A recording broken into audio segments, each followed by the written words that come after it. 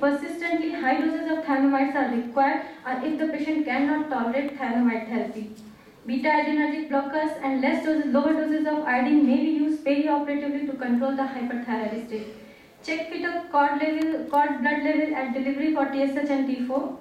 Now on treatment, antithyroid drug used in the pregnancy belongs to thiazolamide category of drugs. These are mainly propylthiouracil and methimazole, both of which process the placenta with equal transfer kinetic. Both can cause fetal goiter and hypothyroidism. As propylthiouracil is more highly bound to albumin, it crosses placenta in lesser concentration. Propylthiouracil can be used in doses of 100 to 600 mg per day, while methimazole can be used in doses of 10 to 40 mg per day. Their common side effects include rashes, transient leukopenia, agranulocytosis, hepatotoxicity. Rare birth defect with methimazole may be noted, including aphasia cutis, choanal atresia, esophageal atresia, and minor dysmorphic feature combinedly known as methimazole embryopathy. Do not recommend the use of T4 with thiazolamide therapy during pregnancy. Beta-adrenergic blockers can be used for symptomatic treatment, but they should be weaned as soon as the hyperthyroid feature is controlled, as occasional cases of neonatal growth restriction, hypoglycemia, respiratory depression, and bradycardia are there. It should be avoided in first trimester of pregnancy because there is increased frequency of first trimester miscarriages.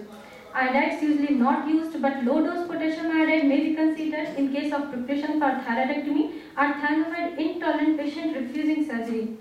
Now coming about surgical treatment, subtotal thyroidectomy may be considered in cases if persistently high doses of thiazolamides are required to control the maternal disease, or if patient is allergic or intolerant to both thiazolamides, or patient is non-compliant, or compressive symptoms are there. If considered, it should be done in second trimester but before gestational week of 24, and preparation with a beta blocker and 10 to 14-day course of potassium iodide is considered.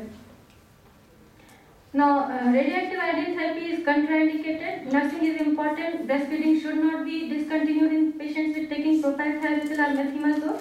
Propylthiouracil is preferred because it is less concentrated in breast milk. Now, coming few other conditions that may be related with hyperthyroid disorders. There may be transient hyperthyroidism during pregnancy, gestational transient thyrotoxicity.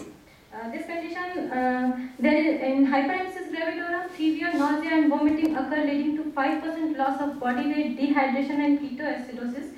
Actually, there exists a vicious cycle of vomiting causing carbohydrate starvation, leading to ketoacidosis, which further induces vomiting. But there is absence of goiter and ophthalmopathy and absence of the common symptoms and signs of hyperthyroidism.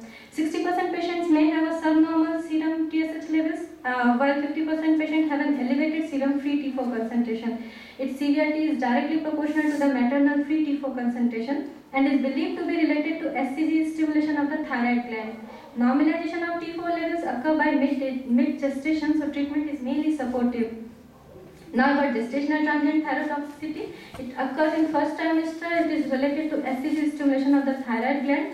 Actually, it usually resolves spontaneously by 20 weeks of gestation. So if persists beyond 20 weeks, repeat evaluation for the other causes should be done.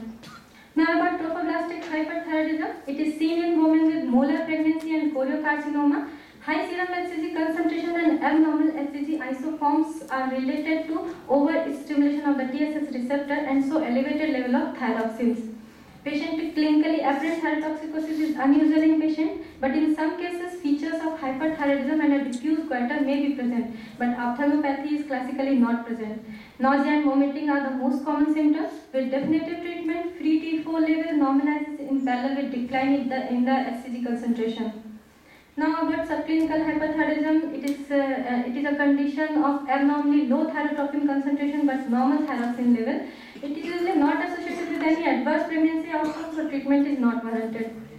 Now about thyroid storm, actually rare but an acute life-threatening condition affecting 10% of pregnant women with hyperthyroidism. There is high risk of maternal pulmonary hypertension and cardiac failure from cardiomyopathy. Inciting events being preeclampsia, infection, surgery, labor or delivery. Patient may present with fever, nausea, vomiting, diarrhea, changes in the mental status, seizures and cardiac arrhythmias. If untreated, it can lead to shock, stupor and coma. Thyroxine-induced cardiomyopathy and pulmonary hypertension are reversible. Management should be started immediately and it should be carried out in ICU. Specific treatment include use of propylthiouracil 1000 mg in loading doses and should be continued in doses of 200 mg every 6 hourly.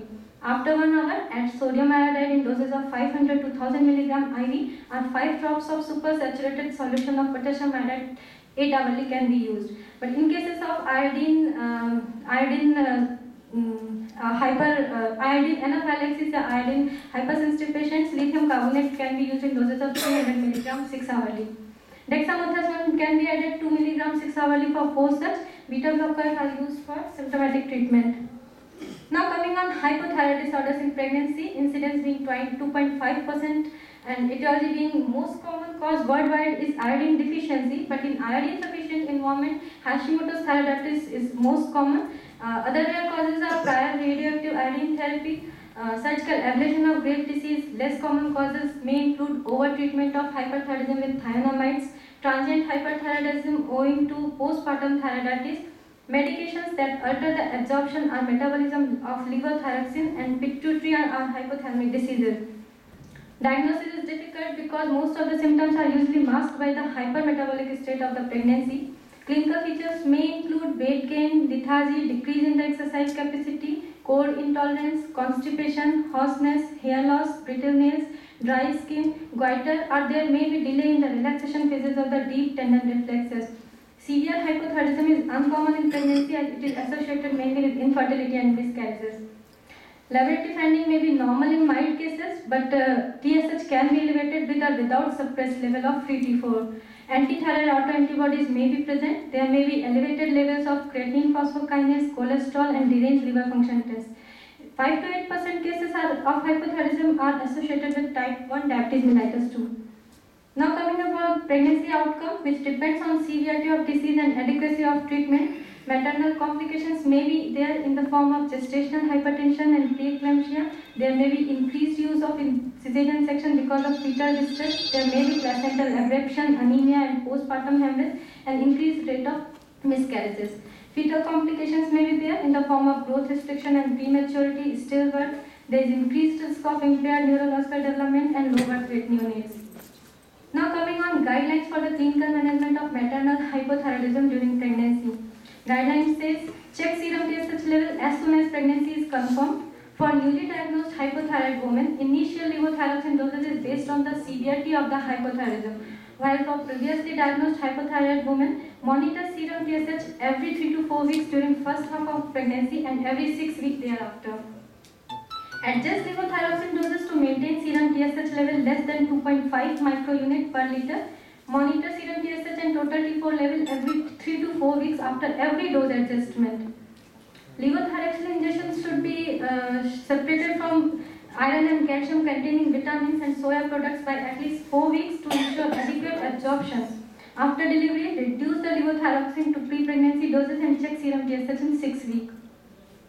Now coming on subclinical hypothyroidism, it is characterized by an elevated level of TSH above the upper limit of the reference range with normal serum free T4 levels. Incidence being 2.5% of pregnancy, and its development into overt hypothyroidism in otherwise healthy women is unlikely. So no routine screening is recommended by ECOG guidelines. As it is associated with adverse pregnancy outcome, evaluation of high-risk pregnancy is recommended. Isolated maternal hypothyroxemia. It is a condition of low serum free T4 values but normal TSH levels. It usually occurs in the first half of pregnancy and it is not associated with any adverse perinatal outcome, so no routine screening is recommended. Now about postpartum thyroiditis. Transient autoimmune thyroiditis is seen in 5 to 10% of women during their first year after childbirth. Higher incidence seen in women with type 1 diabetes and women with positive antithyroid antibodies. It can also occur after spontaneous or induced abortion. Typically, it develops months after delivery and has a vague and non-specific symptom. Classical presentation include initial transient hyperthyroid phase, which is followed by hypothyroid phase. The hyperthyroid phase is characterized by abrupt onset in 1 to 4 months after delivery, and its mechanism being destruction-induced thyrotoxicosis. Patient may present with small painless goiter, fatigue, palpitation, and treatment may be considered with beta blockers for symptomatic treatment. 2/3 of patients become euthyroid and 1/3 patient develop permanent hypothyroidism. Now about hypothyroid phase, it occurs after hypothyroid phase overs after 4 to 8 months of delivery, and the mechanism being thyroid insufficiency. Patient may have goiter, fatigue, inability to concentrate. Treatment should be considered in the form of thyroxine therapy for 6 to 12 months, and approximately 1/3 of patients become permanently hypothyroid. Diagnosis is done by documenting abnormal TSH level during the first year postpartum. In the absence of positive thyroid stimulating immunoglobulin are a toxic nodule. But overall, women who experience any type of postpartum thyroiditis, approximately 30% risk of developing permanent hypothyroidism